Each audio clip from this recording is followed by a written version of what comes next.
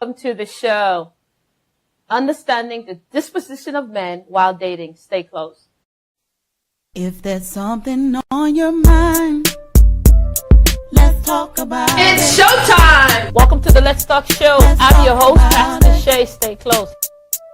Single, saved, and free. Balance is the adjustment between two opposing forces. But there are some spiritual bipolar people. My church, my city, the Trinity's like my steering committee. You will never overcome rejection until you embrace no. Same sanctified ones that said, crucify her.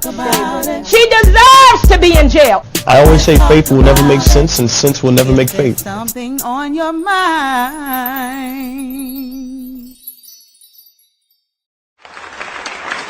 Thank you so much for tuning into today. So listen, guys, on Facebook, do me a favor. Go ahead and share this with your Facebook friends and followers. We have something to say about understanding the disposition of men while dating. And I'm so honored today. I'm excited to have in our studio audience and in the studio with us who's going to help me talk about this topic in the person of Apostle Mark T. Jones. He's the senior pastor and founder of the Center for Manifestation right here in Tampa Bay. Apostle, welcome to the Let's Talk studio and on the show. Pastor, thank you so much for inviting me to be a part of this. Oh my, I'm glad you're here.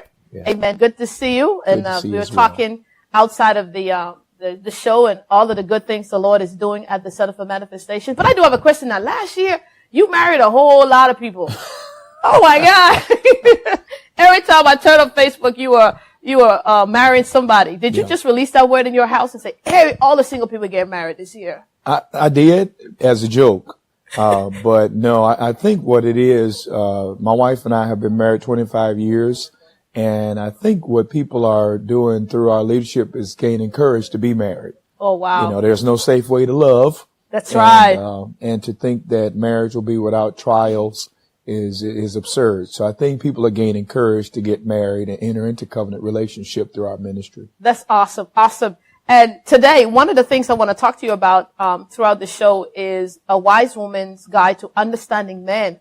Awesome read. I read the book. Why? Why this book? Why now?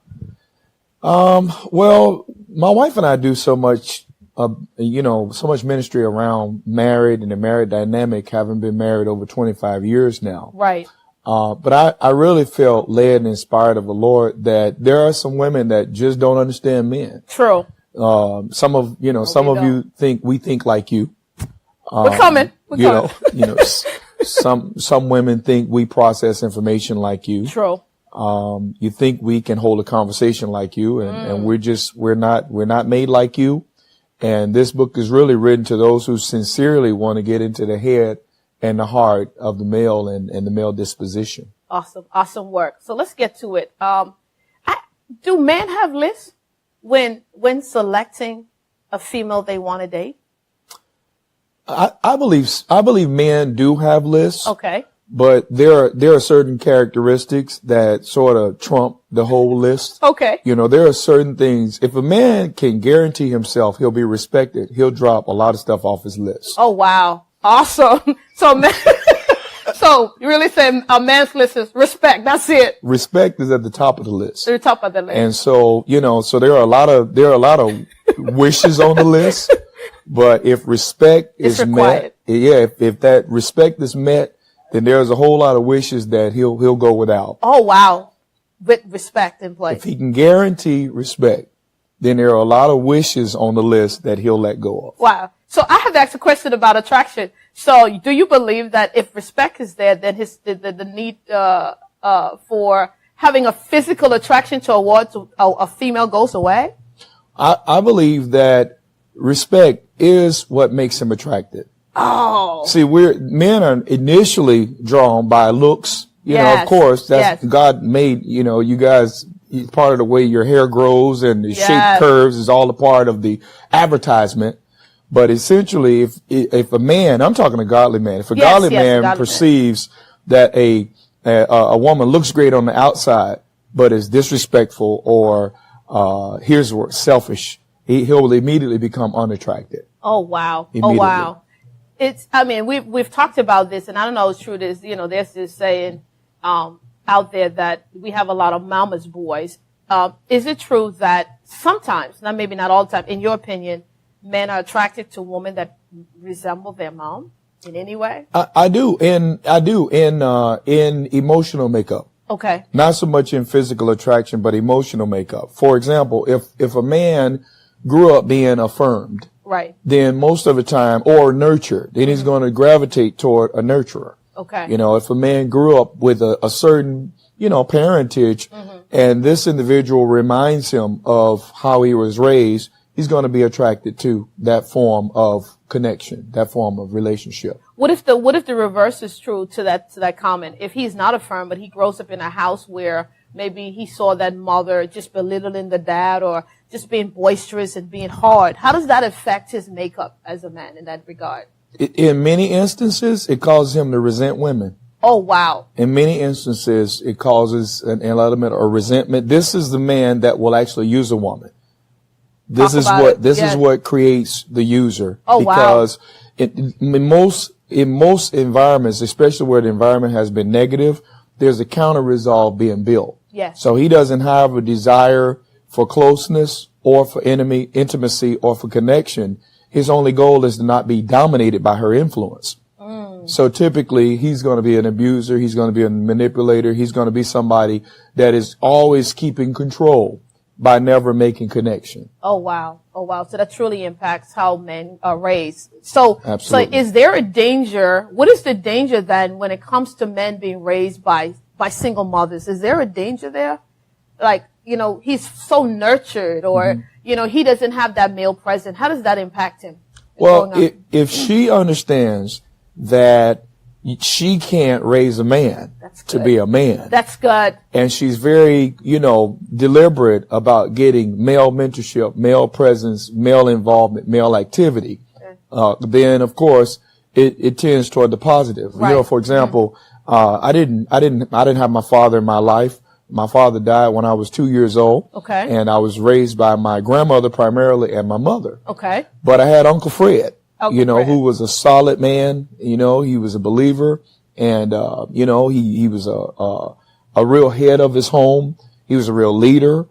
He showed me what it's like to fish, and matter of fact, my financial disciplines came from comments made to me by Uncle Fred. Oh, nice. Son, always save you some money, I mean, I was just taught by this other influence how to be a man, and I adopted those principles to the way I do things now. Wow. So it's important to have that male, impact. Absolutely. Raising boys. It has to be there. Well, and all of my negative behavior I got from male influences that were in my life. Exactly. I learned how to be an absolute dog from men in my life as well. So influence is powerful. It's powerful. what's being conveyed through that medium. Right. So you have a daughter. I'm your daughter, and I come to you and I said, Dad, whether that daughter is your natural daughter, Marley, or your sons, your daughters at the Center for Manifestation, or your spiritual children all across the globe, you have a lot. And I come to you and I say, listen, Dad, I have all these guys that want to date me, I think I'm ready to date. What do you say to me?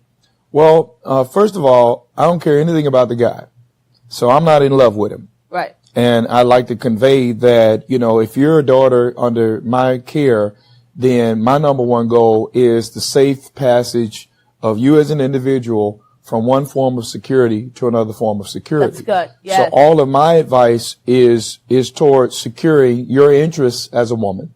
That's number one.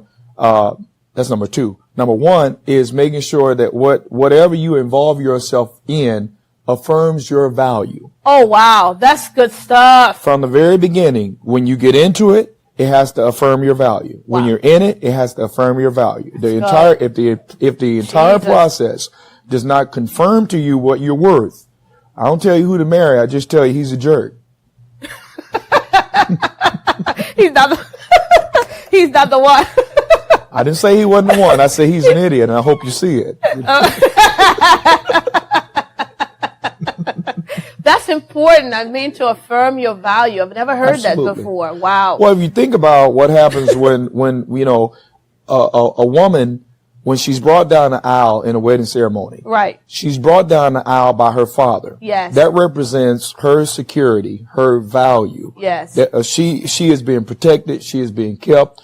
And then when you get to the end of the altar, normally there's a handoff from security to security. Yes. You don't hand off a woman from security to insecurity. Oh my. Oh my. You don't do that. This guy is taking a pledge to be everything her father has been and more. Jesus. Yes. Yes. Good stuff. Wow. So if it doesn't affirm value, he's not the one, ladies. Well, if she had to pay for the wedding, that's a sign that there's already a problem.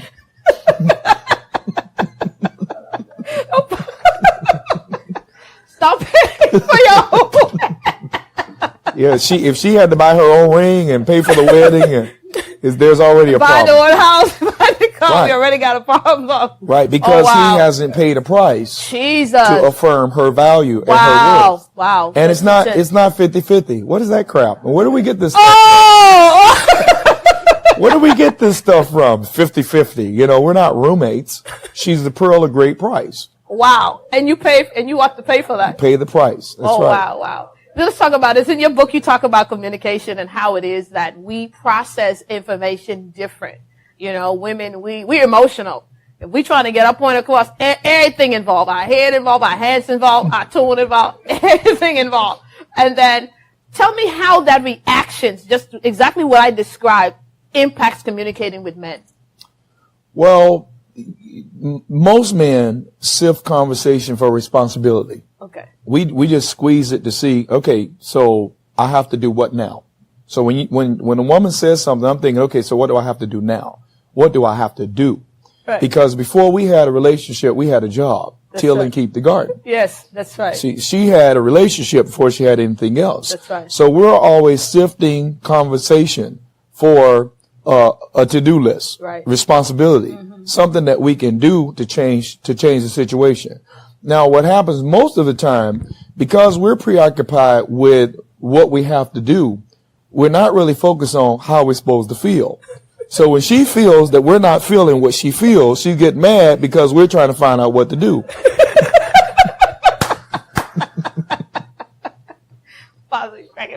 And so that's why she needs to understand he's looking for what to do. And if she doesn't want him to do anything but feel and be in that space and understand, she needs to say that. She needs to say that. If you don't tell me you just want me to understand, I'm trying to solve. Oh, wow. I'm trying to solve a problem. Because that's your approach. That's so your makeup. Your makeup. Yeah. So you always real men were made to solve problems. Awesome. Awesome. Sissy men create problems for women. Mama's boys. Mama's boys. Create problems for women. Not all mamas. I was say not all mama's boys that way. Oh Lord, he hitting the mama's boys. Oh Lord, Lord help the mama's boys today. But let's talk about, so we're dating, and so we understand that point. So when we're communicating, we have to have that understanding that when we're communicating to men, we have to give them action items. You also talk about in your book that men are not multitaskers. So they're not trying to juggle multiple thoughts and situations at the same time. They're trying to get to what it is I need to do now. Expound on that just a little bit. Right. We are very compartmentalized in our thinking. You know, I heard a book or a publication said men are like waffles, women are like spaghetti.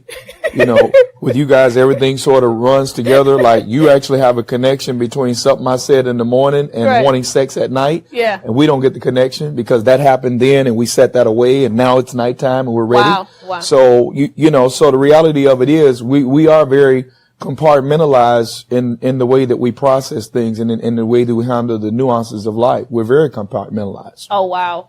How does men, cause we can be, confrontational. So if there's conflict, if you will, in dating, we have to communicate, but there's a conflict. How does men approach that? Same way? Well, I always say to women, first of all, pay attention to how he responds to conflict. Okay. Because that's who he really is. Oh, wow. Oh, wow. Oh, you see, when you're dating, it's important to remember dating is the best it's going to get. Everybody's being nice when you're dating. Okay. It's sort of like why people gain so much weight when they get married. Cause they're like, I'm in there now, You gotta work so hard. You have to work so hard. Well, remember when you're dating, they're working hard. Yes. To make you believe that they're it. Put their best foot So forward, when you see adversity, when you see pay attention to what their priorities are in adversity. Pay attention to what happens to them emotionally when they're in adversity. Pay attention to who they blame for adversity. Oh, wow. Especially adversity they brought upon themselves. Yes. Because if they blame you for adversity brought upon themselves, you already know you got a loser. Oh, wow. Oh, wow. Oh, wow. So then how do we pull out leadership then? How do we besides conflict, how do we know that this man really has those leadership qualities? Well, leadership is leadership. Right. And I always say, whatever you do in one place, you're going to do it in every place. Yes, true. The notion that you're supposed to pull out leadership. Okay. I believe. I'm not supposed to? I don't think so. Okay. All right. I believe that leadership is supposed to pull you somewhere else. Okay. Gotcha. More than you're supposed to pull out leadership. I'm not saying that you cannot help to inspire vision or to help dig for what is in there that needs to come forth next. But leadership is leadership. And either a person is a leader or they're not a leader. They're not. They learn leadership discipline or they haven't learned those leadership disciplines. At all. So, wow. So that's really not pulling it out. Because you want to, when you're dating, you want to make sure that the person that you're dating that can potentially lead to marriage, would be that person that would take that forefront, would take that leadership role. As a matter of fact, who's responsible for communicating when dating? When communicating what? Just in dating, just communicating.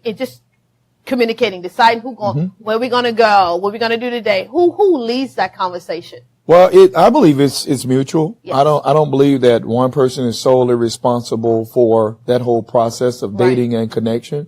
I will say that I don't believe that it's proper for a woman to pursue a man. That's good. That's good. See, because if, again, the dating process is supposed to affirm her value. Yes. She's being sought after. Good. And meanwhile, she's just preparing herself to be a quality person once captured. Yes. Once enraptured, once connected to, she's supposed to be focusing on just being a quality person. But I don't believe that it's her responsibility to pursue him. For example, if a woman goes on a date with a man, and she's tempted to call the next day, and she shouldn't. She should not. She should not call him. She should sit back and wait to see what she's worth to him. Oh, wow. That's good. And if he really wants her, he'll call. He'll call back. If she's worth something, he'll call. Yeah, that's single ladies. If she calls too much, he says desperation.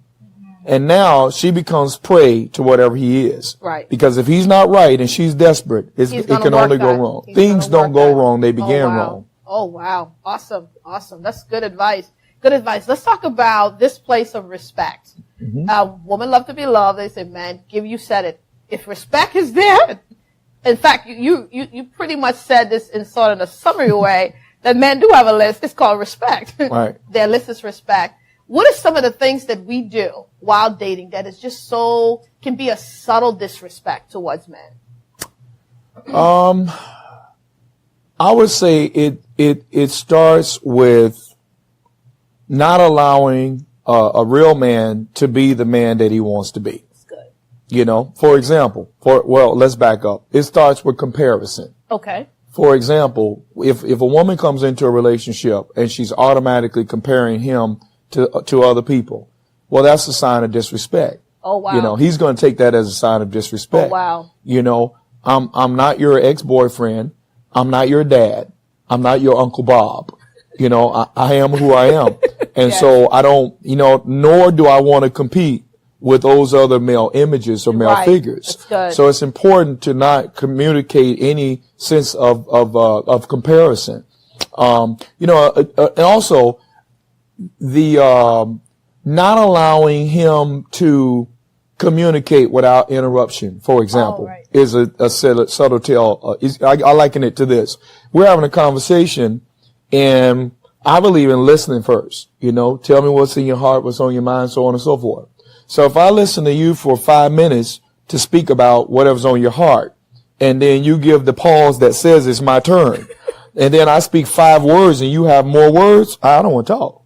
Oh, wow. I don't want to talk. Wow. Because you were given the latitude to express everything in your heart. And the moment I gave 5 words, I couldn't even get 5 minutes, let alone, well, that's a sign of disrespect. Wow. To dominate conversation.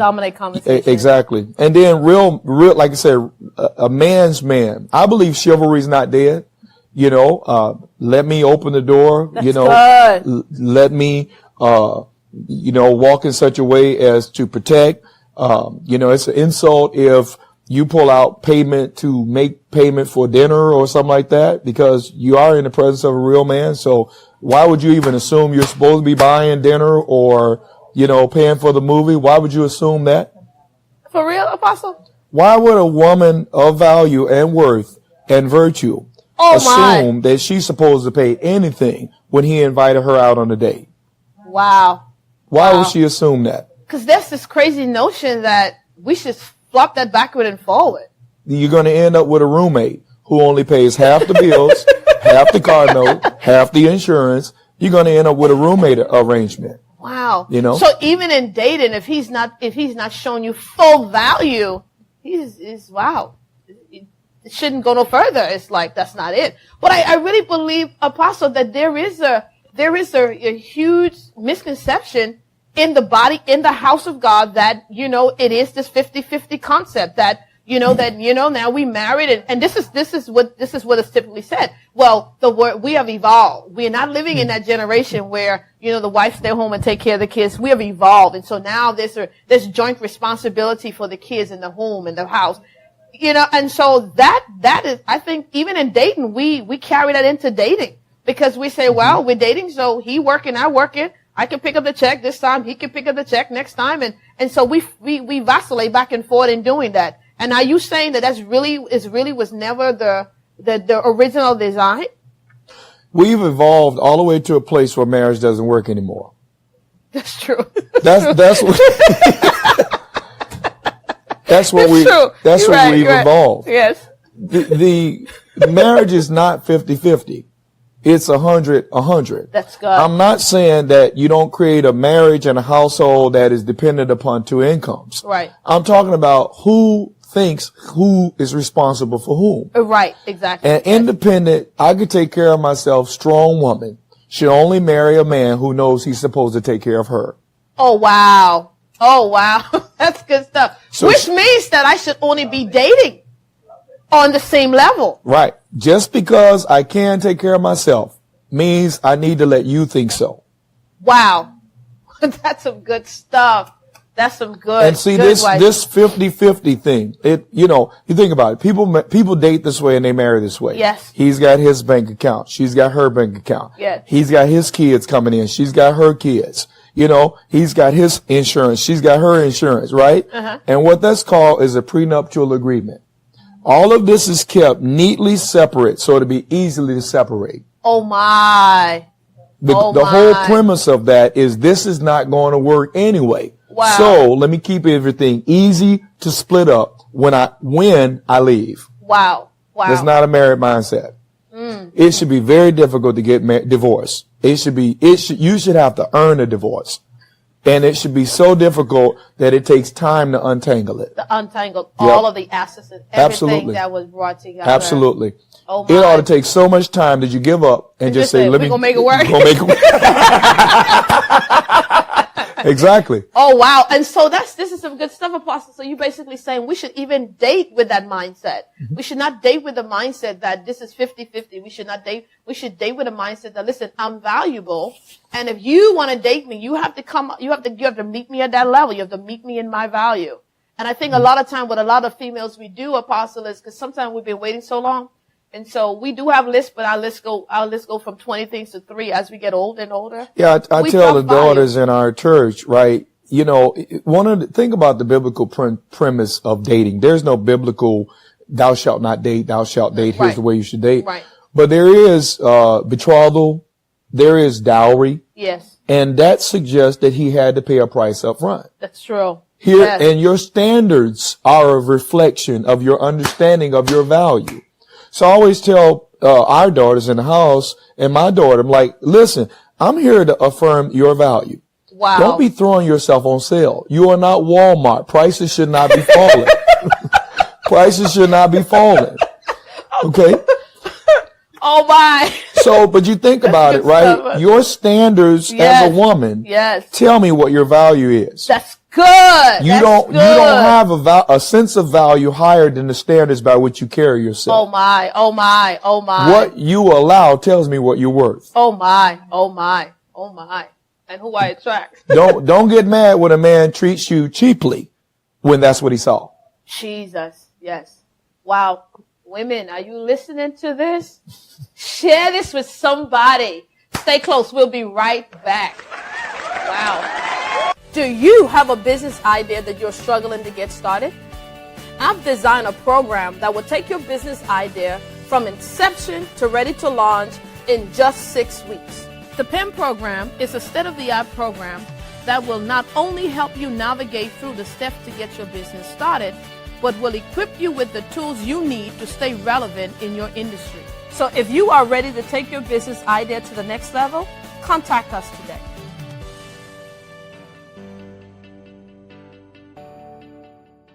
Welcome back to the show, guys. If you're just tuning in, I'm telling you, we've been having an amazing dialogue with the senior pastor from the Center for Manifestation right here in Tampa. Apostle Mark P. Jones has been doing a tremendous job. And just at the break, we were talking about value. We're talking about maintaining a standard. We are not Walmart. Prices do not drop. We know who we are. Wow, Apostle, good stuff. Good insight there on actually, are you really clear? Because on a couple of shows ago, we had the question of a list. And that's what I was saying. I was saying maintaining that standard. We don't lower our standard. And I think you pretty much answered the list question I was coming to you with. You affirm the answer, which brings me to, let's segue into another question. And that is, in your book, you talk about this important point I thought was important. And that is that man, and I think you even, and maybe I'll read it on the show. And I think you have it like right in the beginning of your book. And I think it's a valid point about understanding man. Let me see if I can find it real quick. It was a point, a highlight about, man only, maybe it's on the back of the book. Is it on the back? Yeah. The thing about men, you say men will gravitate to relationship where they feel the most complimented and cooperated with, and will gravitate away from a relationship where they feel resisted and receive no complimentary behavior projected towards them. So I want to talk about, first of all, men receiving compliments. I mean, because the book, this paragraph sort of highlights that I know women like compliments. I always know women like to be, complimented on their looks and their shapes. I never really thought that men had such a desire for compliments. When I say compliment, I'm not talking about flattery. Right. There's a big difference between those two, because flattery typically comes from a wrong place. Okay. Typically the flatterer is trying to gain control of the emotions of the person they're flattering. Gotcha. Yes. All right. So we're not talking about flattery. Right. We're talking about a key fitting into a lock. Yes. Yes. Okay. The key and the lock are opposites. Yes. If they didn't fit, it wouldn't work. If they weren't opposite, it wouldn't work. It wouldn't work. Right. So when we talk about compliment, we're talking about what most accommodates where I'm going. Oh, good. What most accommodate where I'm going. Right. And so it's more about a compliment from the standpoint of this works for where I'm going. This works for the affirmation of my sense of value, my sense of self-worth. This works for those things. So when I say compliments, that's more of what I'm leaning toward. So he's looking for somebody that's going to help push him to where he's going. Exactly. Versus that person comes in and rightly fits the plan, right? Not somebody who's going to take him off course. Exactly. Right? And then you also talk about, well, let me mention that he'll work too long if work is celebrating the work that he does. Oh, wow. He'll stay at church much longer than he needs to. If church is complimenting, is validating, and is affirming the work he does. Oh, wow. This is why the pretty wife loses over the ugly secretary who knows how to speak to him. That's why it happens. True. It has nothing to do with physical attraction. Right. It has more to do with complementary action.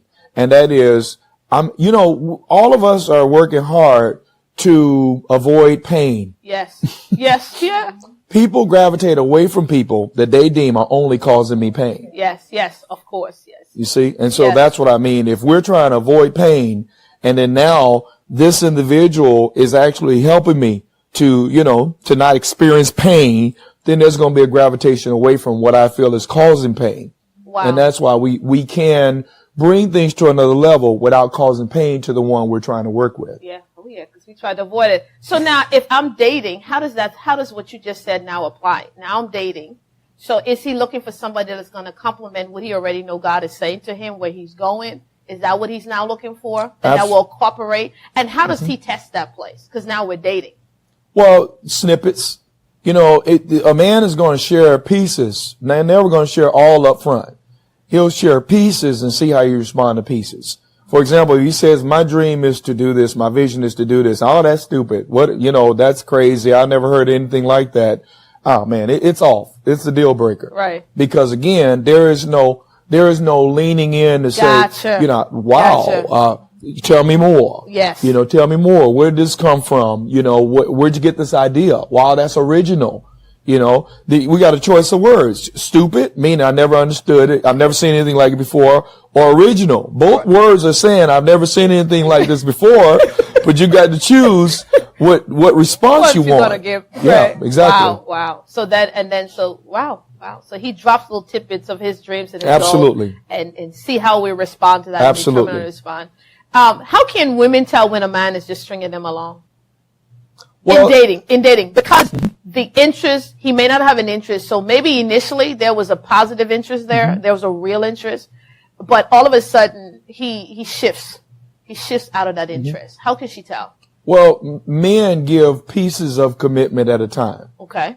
Pieces at a time. And there's never a full commitment all at one time. Right. Typically, women will do that. Just all in. Day one. Yeah. Right. Men don't do that. And so what happens is this. There's this momentum building. Right. Where pieces of commitment are being given. Right? Mm-hmm. Pay attention when he starts taking the pieces back that he gave before. Oh, wow. Because men build upon those pieces of commitment. If they know you're the one, they're building upon those pieces of commitment. Yes. You know, you get to meet the dog and then the daughter and then the mother, you know, and so there are pieces of commitment. But again, when you see those pieces are now being taken away. Oh, wow. Okay. That's a warning that he's not really building toward a relationship. That's the one that he's walking out. Exactly. You talk about, I actually got several questions from Facebook, and one of them is that, listen, I'm dating this guy, and he, to me, the person is saying to them, from their vantage point, it seems like he doesn't know how to communicate, doesn't know how to express himself. What is going on there? Is it that he's being reserved, or there's no interest? What's some of the things that speaks to when a man doesn't really express himself and talk to you, literally have conversation? We're not talking about, we're going to eat dinner today, or we're going to the movies, but I'm talking about having a good intellectual conversation. I'm trying to find out where your goals and your aspirations are, but he's withholding that. What is that? Well, there's no cookie cutter to what that is. Right. I mean, it could be, you know, you mentioned earlier about the domineering mother. Right. Uh-huh. Right? Well, typically where you have a domineering mother, you have a man that's going to be more reserved, going to use fewer words. Right. Right? Because basically they've been emasculated. Right. From the time that they were a child. And so now what you're seeing is a man who's unsure of himself. Okay. Okay. So that's the one. That's one. You know, one way that, or there's one reason that there's no real communication going on, because he's not real confident in his words because of this whole process of growing up in a home environment that way. The other side of this is that most men just don't use as many words as women use in a given day. I'll give an example. You know, when men are having a conversation, all right, about anything, most of us are thinking, get to the point. Okay? Yeah. And so the women in our lives like to try to make us go on this journey. You love journey, Apostle. It's the wrong way. You know, and in most cases, we're not interested in that journey. You know, we're interested in the destination. Yes. And so our words are like a straight shot, and that's it. There are no more. You know, and that's not a slight. It's just that the great majority of men. Now, I've seen men that this is flopped. You know, it's funny is I've been married 25 years to the same woman. She complains I don't talk enough, right? So we went on a missions trip, and one of the guys on the trip was like my wife. I mean, was like one of these guys that has a story for everything. Okay. And a comment about everything. And kept going on. Matter of fact, he talked so much, my wife could not get a word in edgewise, which is a miracle all by itself, right? So I was waiting on this because I said, so tell me how it felt to try to have a conversation with a man that had more words than you. He says, oh my God, he never shuts up. I said, yep. So at that moment, a fond appreciation for my, my being reserved in conversation was birthed, because she got to see that if we were just like that, oh Lord, it would be horrible. It would be horrible. So it's just different. It's not better or worse. You know, the most important thing is understanding. Right. Understand this other person's frame of reference. Don't misjudge it. Don't mislabel it. Understand it. Oh, wow. As we begin to wrap up today, I want to drop this question on you. It's a little heavy, and you know, the women may get me for this, but I want you to answer it. Is that how important it is for us to know who we are, as women, to understanding men? Well, if you don't know your identity, right, you take on the identity of the person you're with. Oh my, oh my, oh my. And become all consumed with who they are and what they want, and you lose yourself in that. You really lose. That's dangerous. Oh, wow. Because you're not really living out of your authentic self. You're not, and you can only deal with so much of that before you cave under the weight of inauthenticity. Wow. So you got to know who you are. You got to know who you are and what you're worth coming into relationship. Until you have a sense of identity. I am. Here's who I am. Until you have a sense of value. Here's what I'm worth. You shouldn't even be dating. Shouldn't be dating anyone. Oh, wow. Say it again, Apostle. One more time. If you don't have a list of I am statements, here's who I am. Starting with I am a child of God. I am what I am by the grace of God. Yes. See, because my approach is this, right? Study me, because I'm not changing for you. This is what I am. That's good, yes. You either like it or you don't like it. Yes. But there's no guarantee I'll be any different than what you see. That's good. So, and that's not a statement of arrogance. It's a statement of I'm fine with me. I know I'm a work in progress, but I'm totally happy on this journey. Yes. So it's important to know who you are and what you're worth before you ever put yourself in that space of being in a dating relationship with anyone. Wow. Because if you don't, you get sucked up into all kind of confusion potentially. Wow. If they're confused, you're coming into confusion. Jesus. If they're misguided, you're coming into misguided situation. Jesus. Okay. If they're perverted, Jesus. you will compromise. Jesus. And the people compromise to perverted spirits because they didn't know who they were when they started dating them. Wow. When if you knew your value and your identity, you would go, wait a minute, first of all, I'm not a sinner, so I'm not sinning with you. That's good. number one. That's good. Secondly, I'm not a prostitute. So I'm not giving you sex without marriage. That's good. So you see how who I am, the identity and value are critical to deciding how you're going to relate. They are. And anybody who is not firm in their identity and not firm in their sense of value should not be dating anyone. Wow. You heard it here today. Off the market. Off the market. Wait and get yourself. A train wreck waiting to happen. Wow.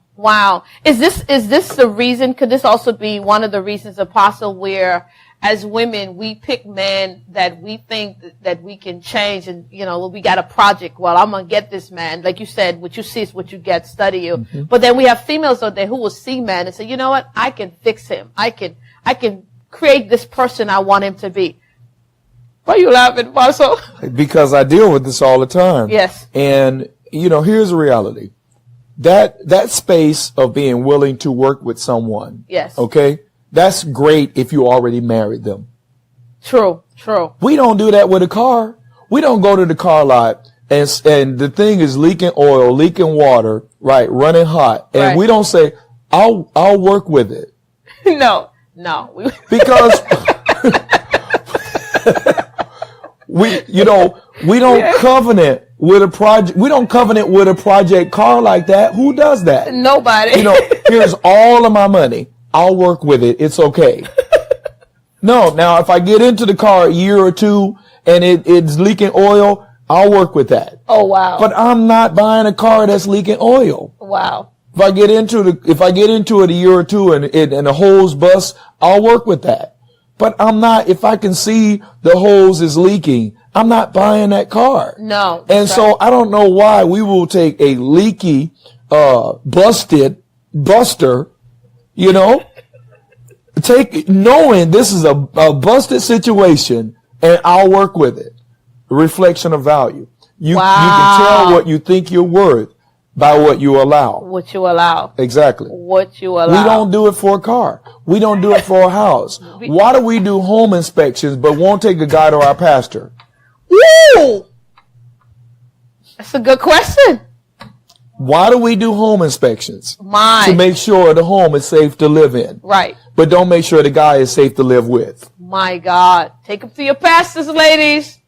If you're thinking about dating him, take him to an apostle. These apostles, they'll tell you right away if he's the one or not, or he got some stuff in there. Wow. Yeah. But and a lot of women, we don't control or whatever. Understand, we don't want, for example, there's a young lady in our church dating a guy, right? Uh-huh. I And she loves this guy. I don't love him. Not like that. Right. In that way. I'm not in that space with you. Right. I'm out here watching what he's bringing to the table. So I said to this young lady, I said, you know, after our last conversation, I said these words. I didn't tell her who to marry, who not to marry, who to date, who not to date. I said, daughter, I hope your eyes are wide open in this situation. Do you see what I see? Exactly. Wow. I just hope your eyes are wide open. Wow. You don't have any guarantee this is going to be any different than what. And I'm going to tell you what happens is when I'm having marriage, you know, or these talks about marriage possibly or whatever. Right. I try my best to provoke him. I try my absolute best to get her to see what's in there. Oh, wow. So I say stuff and I'm like, watch this. I just want you to see what you're getting. Oh, wow. It's true. It's true. It's true. So, Apostle, so now, so we've talked about communication, that they don't communicate. We talk about their list, respect. We talked about knowing our values in the whole dating process will attract, you know, keeping that standard, don't lower our standard. We talked about all of these things. And so now we have this scenario where, let's say we have a scenario where we have this lady in your church, some church, who is dating this guy, right? It gets to the point they're dating and they, you know, he meets all of those things, you know? I mean, she compliments him and only to find out though that he wasn't altogether lovely. Let's say he was a down low brother for whatever reason. Mm-hmm. How do we begin to identify those types of issues that do arise in relationship? And sometimes it only shows up after marriage. Mm-hmm. When marriage, you say, oh my God, I married a brother that was on the down low. How do we begin to, how as females we can dictate, you know, tap into those areas? Because it was never exposed. Mm-hmm. He met all of those things we talked about. He came in with the value. He treated her right. Paying the bills, you know, even his conversation is about vision, like you're saying, but then there were some problems there that she didn't identify. You know what the real problem is? Sex. Once you cross a line and create a soul tie, you begin ignoring what you should be alarmed by. Oh, wow. There's no way in the world a spirit-filled, identity-sure, yes, secure and valuable person is going to just let anybody walk in their life and not know who they are and what they're all about. Yes. If you're honestly ready to marry them, you have been observing them for a considerable amount of time and seeing what they are in an unaffected way. Yes. See, what happens is too many people date subjectively. Yes. And what I mean by that is they can't be partial. Yes. Once you have a soul tie, you cannot be neutral. You cannot be objective and look at it for what it is and what it can produce. So there is an element of dismissiveness. Yes. It's not a problem. It doesn't matter how much time he's spending with this other guy. Yes. It's not an issue. That's his buddy. You know, instead of saying, wait a minute, let me look at this a little bit closer. You know, what is the nature of this relationship? That's true. You know? That's true. So I always say it like this. Dating is an observation period. Yes. Yes. Not absorption. If you've been dating someone, for example, for 7-8 months and you can't break up with them, all right, and not be damaged, you're already damaged. Wow. Because you're not dating properly. This is about observation. I'm making sure you are what you present. That's good, Apostle. There's no way you can have a prayer life and not have God show you something's wrong here. Something wrong, But see, what happens is when you have, in the great majority of these dating situations, sex is already taking place. And once you have a soul tie, every time you have sex, there's a soul tie. Yes. Once you have a soul tie, the discernment goes right out the window. Yes. Now, whereas we should be alarmed. Right. And we should be retreating. Wow. We're making excuses for the behavior of the one our soul is tied with. Wow. Wow. You see, so I find and living with it, I find it highly improbable for a person to maintain a truly worshipful relationship with God and end up in a situation where they did not see what this person was. It wasn't see it was coming. Yeah. Wow. Now, here's the thing also. All the way up until the moment you're married, you're not. That's right. That's right. That's right. All the way up until the moment you're married, you're not. Right. At any point along the way, you can pull the plug for any or no reason at all. Wow. And I don't think there are times when people think, you know, he's bought me dinner. I mean, he's bought me flowers. I mean, he bought me a ring. Therefore, I've got to go with this. Wrong. Wow. At any moment, if I deem that this is not what I want, I'm not going ahead with it. You need to kill it. Wow. Exactly. But that's keeping it, Apostle, in that place of observation. Absolutely. But I think in dating, though, we don't keep it in that place of observation. I believe a lot of us, when we date, we absorb. Our emotions get into that thing, expectations get into that thing, and we're going in. And so when the breakup comes, it is hard because we transition from observation to absorption. We are dating. We don't know if it's going to work, but we're in there. And you're right. But I love that point. I've never heard it broken down like that. Keep it in an observation spot so that if it doesn't work out, or if the Lord shows me something, I should be able to walk away and not be hurt and not have to get up, not have to go 2-3 days of fasting to get up and all that stuff. Wow. I'm going to take it to the extreme. Let's say you're dating a guy. You've been dating a guy for 7-8 months and, nowadays people are engaged after 3 months of dating a person, right? It just happened. Things seem to happen pretty quickly these days. Yes. And you start talking about marriage, and when you start talking about the price of a wedding or, whatever, it seems as if he's resenting it. Pull out. Wow. Pull out. Because he's showing you who he is. See, but now you see. But we weren't trained to look at it that way, though. We think that maybe he don't have it right now. We make excuses for that place. So we're just not trained to think that way. That no, these are really the cautions in the road that God is showing that says, pay attention right there. You see that every time you go to the restaurant, he's saying, I left my credit card home. That's a sign. And we don't look at it like that. His mode should be, how can we? Yes. Not resenting you that I've got to go through all this and do all this for you. Oh, wow. You see? But now you think about it. I've already told somebody I'm getting married. I've already told my girlfriends that he's the one, right? So we have a commitment to all these other people who aren't going to live with us. It's foolishness. It is, Apostle. It's absolute foolishness. Wow. And now, because we have a commitment to keep our word to everybody else, because I told them we were getting married, I told them we were talking about it. See, that person won't say, you know what, this is bad. Anybody responding as if it's a horrible idea to invest in me? Wow. Jesus. Yeah. Pull out. Keep it at observation and not absorption. I love that. You don't have any guarantee this guy's going to be anything other than what he's already demonstrated. You got to be willing to walk away without that hurt. How does men see women with a lot of friends? You know what? Actually, okay, that's a great thing. Okay. I would be alarmed when there's a woman who only has one friend. They're not good friends, because this means she's not relationally diverse. Okay. It's good. This is bad because now I'm going to pay the price. I've got to be everything. I don't want to be everything to her. That's good. For example, and I say this in the book, for a wife to think that your husband will meet all of your communication needs, you're crazy. You need friends. You need an older woman. You need mutuals. You need people that you can continue to talk to about this after we've talked.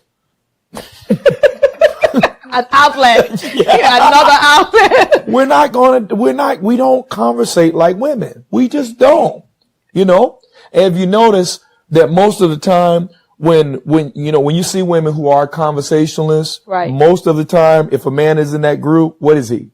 Gay.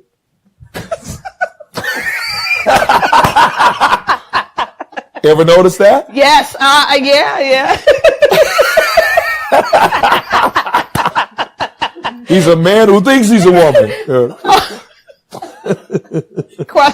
He operated in the wrong realm, Apostle. So you think that's a good thing? Because I would think some man would say, oh my God, my wife just gossip. My wife got all these friends, talk. I want you to think about this. Everybody wants to have a spouse that they look at as a friend. Yes. If they've never created friendship with anyone else, how is it probable they'll create one with you? That's true. Not at all. How are you going to help us create what you've never created with anyone else? And outside of that. Wow. See, and then the great majority of people, even when it comes to marriage, they think of it in terms of you need to bring this to me. Yes. Instead of, no, we have to, if we're going to feel like friends, we have to co-create friendship. Yes. If we're going to feel intimate, we have to co-create intimacy. Wow. You don't deserve a great marriage. You create one with someone else. Wow. So it's all about the ability of this person to co-create with you what you desire to have in life. And I would be leery of someone who had no friends.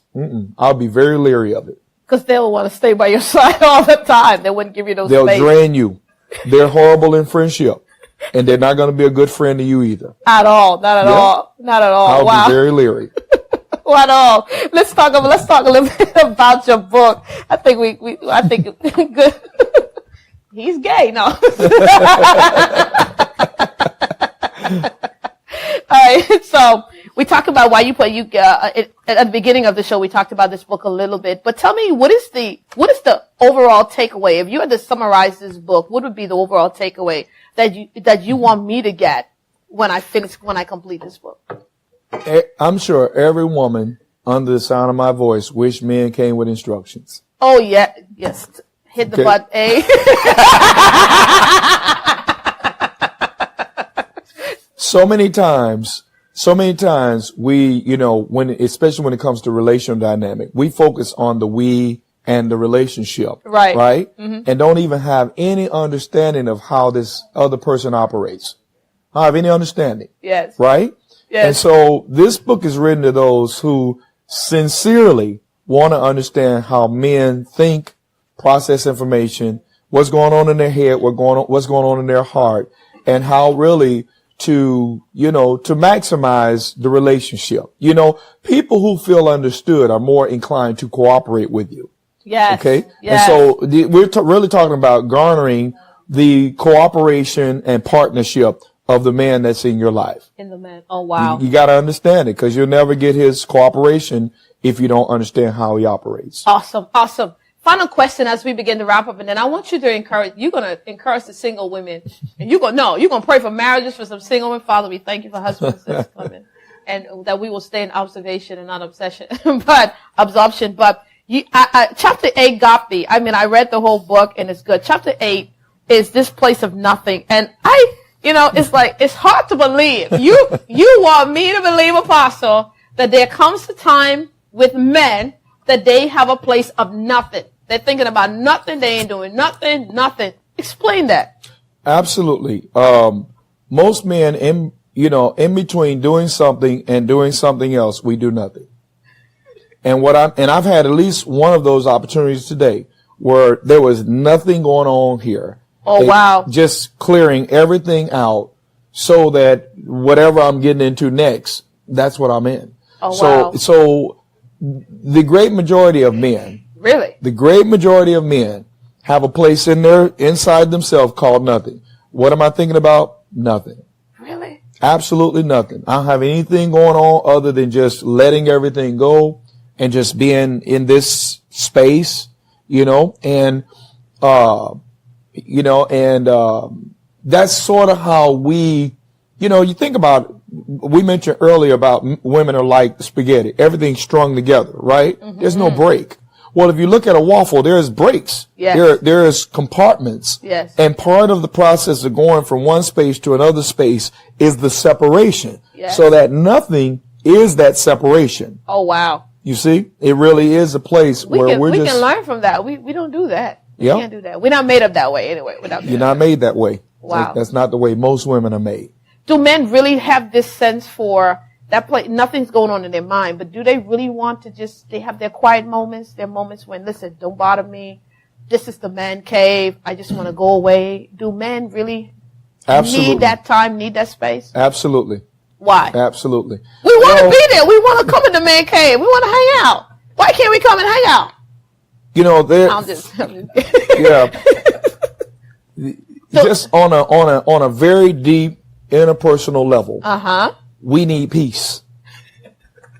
We need peace, and that means we are peacemakers. You are, but that means that we need nothing going on. Okay. Just to recalibrate, to recalculate some things, to ruminate, to just meditate, to really get into a place of just clarity, just clearing everything out before we begin again. It's good stuff. And it's not, the problem with women hearing this is that, the great majority of women, and especially wives, think it's personal. Of course, we think you don't want to be around us. That's the understanding. We don't want to be around anybody, and you're included at that moment. But that's how we take it, right? For example, as much as I love, I'm a homebody. I love being home, and more than I love being out on the town. Or my idea, for example, how do we celebrate my birthday? Me and my wife, or me, my wife, and kids. I hate surprises. I don't like crowds. I don't like a lot of noise and hoopla and so on and so forth. But there are times during my day when I don't answer the phone. I don't listen to text messages. I just nothing. I just got to have this space where I'm not responsible for anything. That's good. Where I could just be, just be in this space. Some men do it with video games. You wonder why men play video games? Yeah, why? To constructively do nothing.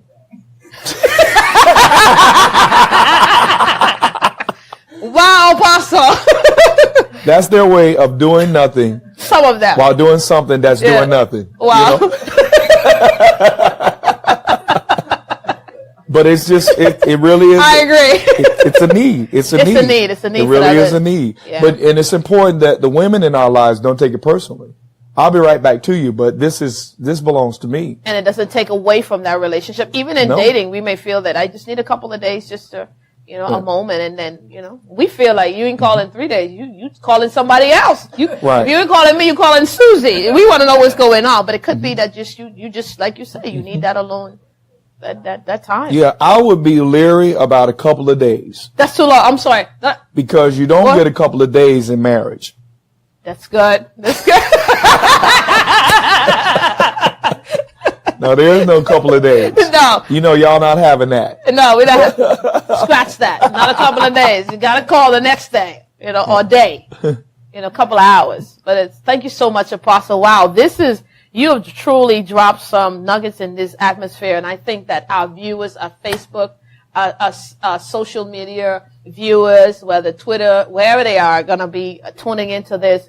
They're really gonna be empowered. Women are gonna be empowered. I think you've really laid such a foundation, when it comes to dating and having the right perspective going into dating, so we don't get messed up. We don't get pulled into something, that God says doesn't belong to us. Paying attention to the caution signs that come, that God will show us. He'll let things happen so we can see that we don't gloss over that and say, we'll fix that later. But God is really saying to us, pay attention to what he says, pay attention to what he does, and really, and respond appropriately. Absolutely. And so I appreciate the release, the revelation. I think that's them camera crew talking to me across the sky. Well, I want to mention one more thing. Go ahead. Most of the women watching, you call a guy, what are you doing? He says, I'm chilling.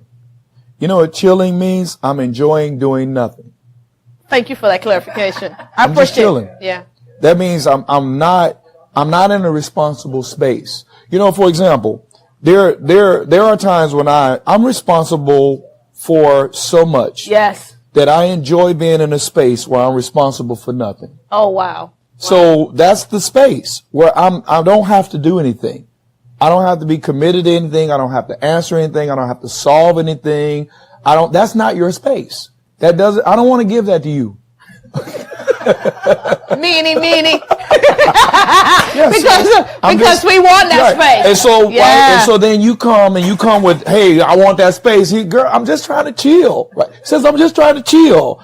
Right? Why we can't chill together? No, this is not a together. This space is not a together thing. Oh, that's what we do, though. That's exactly what we do. We're like, I don't understand. I don't understand why he just want to chill. We can watch TV. Why we can't watch a movie together? But we have to understand. I'm so glad you bring clarity, woman. We have to understand. They need chill space. You know, we can put a GPS to make sure they're chilling where they say they are. But they need chill space. They need chill space. So once again, Apostle, tell our viewing audience how they can get this book so they can, we want to sell this book when the show, online and so people can get a copy of it. Well, the easiest way to get it is to go to Amazon.com and look up A Wise Woman's Guide to Understanding Men. Or just go to Amazon.com and type in Dr. Mark T. Jones Sr. and it's there. So the digital copy is there. Yes. The audio version is there. If you want a hard copy, you can always contact Manifestations Worldwide at 813-241-6919, extension 19. You can order a hard copy that way. Or I'm on Facebook. You can inbox me and I'll pass along the order as well. Awesome. Thank you, sir. So, Apostle, talk to the singles, whatever the Lord would say, pray whatever you want to do in this moment as we close out. Well, as I was saying a little bit earlier, to the single woman, this is the time to really focus on the quality of your person as an individual. Be more concerned about the quality that you bring to a relationship than anything else. And that is, it's like Esther. You just focus on the fragrance that's emanating from you. You focus on, like I was saying earlier, understanding your identity and being firmed up in that, understanding your value and making sure that you have relationships in your life already that affirm that value, and really getting to a place where you're willing to allow relationship, but you're not desperate to have a relationship. And there really is a difference between those concepts. And really what it looks like coming into the dating process is, yes, I'll allow that, or no, I won't allow that. But never if I don't respond to this guy, I might not have another opportunity because nobody else is hitting a sister up. It should never be like that. So it really is a controlled process when we engage. And what I mean by that is in order for me to be led by the Holy Spirit, I've got to be in control of me so that I hand over the leadership of my life to the Holy Spirit. So, and then when you're looking at whether you are going to engage someone, you ask yourself, if I've handed the leadership of my life over to the Holy Spirit, will the Holy Spirit hand the leadership of my life over to this person? Oh, wow. Because if the Holy Spirit wouldn't hand over the leadership of my life to this person, why should I? That's good. So it really is about making sure that you know your value, making sure, you should already be dating yourself. You should already be getting dolled up and going out and doing the things that you do that reflect your commitment to quality time with yourself. If you don't spend quality time with yourself, you'll make sure that quality time is never achieved with anyone else. So if you can't be fine alone, you'll harass anyone that you're in their space. You'll harass them because of an internal issue. So it really is about, like I said, this single space, this unwed space is about make sure you know who you are, you know your value, and that you're just making sure that what you present and convey is quality. And it's very important to focus on being a balanced person. You should have to make time. And let me mention this also. Be leery of any man who has too much time for you. Wow. Be leery of that. Wow. We think it's cute until we got bills to pay. We think it's cute until our lives are stuck in a place of non-progressiveness. Yes. That's because you connected yourself to someone who did not have vision. If the man has no vision, he'll have plenty of time for you. He should have to make time and schedule time and plan time for you to be together. Oh, wow. If he doesn't have to do that, he doesn't have a vision. Wow. Good stuff. If he doesn't have to check his schedule to see if you can go out Friday night, dump him. That means he has no vision. Wow. Vision gives time and assignment. You do not want, if you marry a man with no vision, you'll be led by a headless horseman. Jesus. Heading nowhere. Wow. Ouch. And I think the sister said, ouch. We're like, people are dialing numbers. Listen, what's your vision? Yeah. Do you have a vision? Then you get in a relationship and you're mad because he's not going anywhere. He's not taking you anywhere. Talk, Apostle. He's not driven toward anything. Come on. There's no order to his life. You've got no more money than you had year 10 from year 1. My God. You haven't accomplished anything. He started out that way. He didn't become that way. He started out that way. You just missed it. Wow. Don't miss it. Don't miss it, ladies. Don't miss it. Wow. Good stuff, Apostle. Praise God. Wow. Thank you so much. Wow. This has been an amazing show. I enjoyed you. I enjoyed the wisdom, the revelation, the download, the experience, all of the above. It's been tremendous. And I'm sure our viewers are going to love it and be empowered by it to make adjustments, to really look at what we've been doing wrong in dating and make the adjustment. Thank you so much again, Apostle, for being on our show today. Thanks again for the invite. Thank you so much. Listen, guys, my simple creed in life is always put God first and all else will follow. Bye now.